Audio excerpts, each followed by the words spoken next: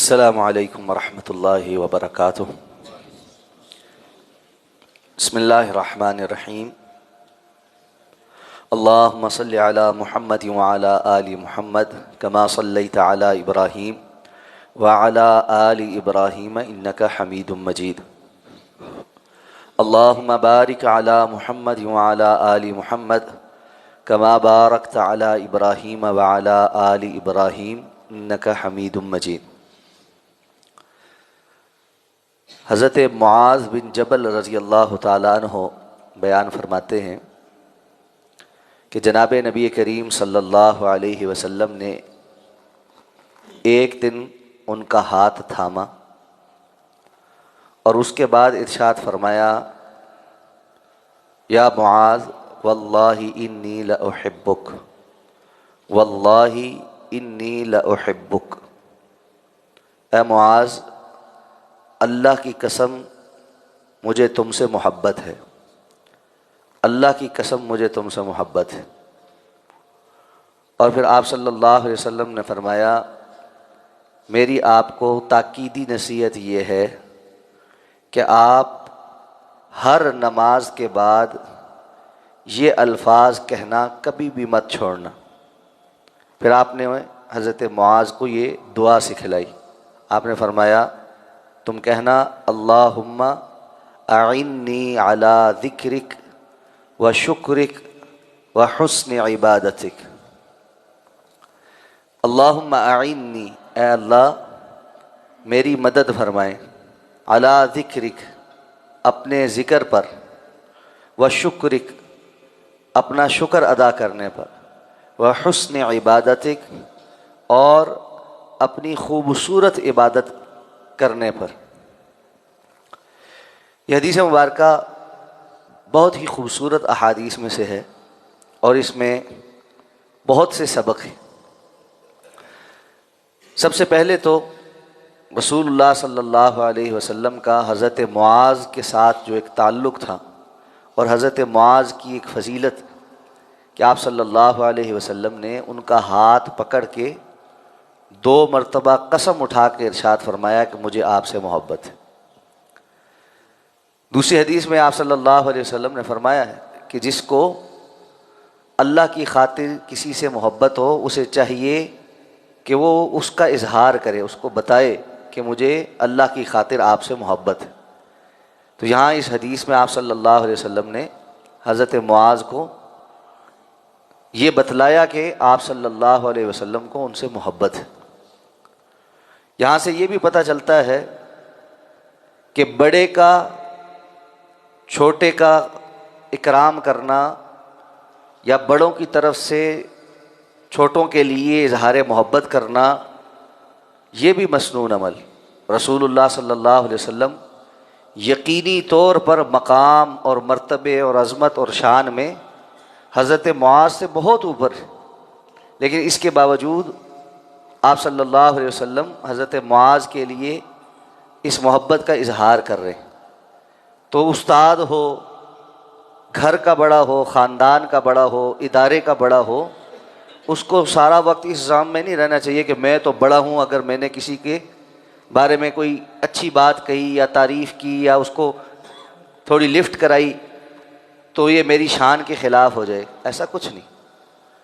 دلوں کو جوڑنے والی باتوں میں سے ایک بات یہ ہے کہ انسان جن کے ساتھ اللہ کی خاطر دلی تعلق رکھتا ہو اس کا اظہار کرے۔ اسی طرح آپ صلی اللہ علیہ وسلم نے محبت کے اظہار میں بھی اللہ رب العزت کی اطاعت اور فرما برداری اور فائدے کی بات سوچی۔ یہ یقینی بات ہے کہ جو بندہ دوسرے سے محبت کرتا ہے وہ اس کو کوئی تحفہ بھی دیتا ہے۔ آپ صلی اللہ علیہ وسلم نے جب اپنی محبت کا اظہار کیا تو ساتھ تحفہ بھی دیا، اور وہ تحفہ ایک دعا کی صورت میں سے دیا ہے۔ یہ دعا سکھائی ہے۔ اس سے یہ بھی پتہ چلتا ہے کہ جن سے محبت ہو ان کو خیر کی باتیں سکھانا بھی ان کو تحفہ دینا ہے، ان کو اچھے کلمات سکھانا، ان کو دعائیں سکھانا۔ تو ہمیں چاہیے ہم اپنے ارد گرد موجود لوگوں کو خیر کی باتیں سکھائیں، چھوٹے چھوٹے کلمات بھی سکھائیں، اپنے بچوں کو چھوٹی چھوٹی دعاؤں سے لے کر بڑی دعائیں یہ تحفے دے کر جائیں۔ ساری زندگی جب یہ ان کی زبان پر رہیں گے تو ایک آٹومیٹک صدقہ جاریہ اللہ کی طرف سے سکھانے والے کے لیے بھی جاری رہے گا۔ اللہ ہمیں اس کی توفیق دے دے۔ آپ صلی اللہ علیہ وسلم نے حضرت معاذ کو جو کلمات سکھائے ہیں یہ بہت جامع ہیں۔ امام ابن تیمیہ رحمہ اللہ اس دعا کے بارے میں کہتے ہیں کہ شاید ہی اس سے زیادہ نفع بخش کوئی اور دعا ہو، کہ اس کے اندر اللہ کے رسول نے جن 3 باتوں کا ذکر کر دیا ہے، اگر ان 3 باتوں پر اللہ کی مدد انسان کو حاصل ہو جائے تو اس کے سارے معاملات سیدھے ہو جاتے ہیں۔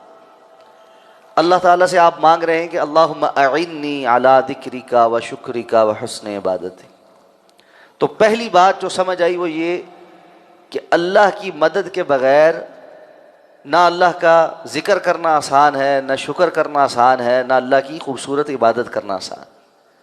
اللہ رب العزت کی طرف سے نصرت اور مدد شامل حال ہو جاتی ہے تو بندہ یہ سب کر پاتا ہے۔ بہت سارے لوگ جو اللہ رب العزت کی عبادت نہیں کر پاتے یا نماز نہیں پڑھتے، ان کا خیال ہوتا ہے ہم نماز نہیں پڑھتے۔ حقیقت یہ ہے کہ اللہ تعالیٰ پسند ہی نہیں کرتے کہ یہ لوگ اللہ کے سامنے کھڑے ہوں، اس لیے اللہ جس کو اپنے سامنے کھڑا ہونے کی توفیق دے دیتا ہے یہ اللہ رب العزت کی رضامندی اور خوشنودی کے ساتھ ہی ہوتا ہے، اللہ کی منشا کے ساتھ ہی ممکن، وگرنہ کون ہے جو کسی کے گھر میں مہمان بن کر میزبان کی اجازت کے بغیر آ جائے؟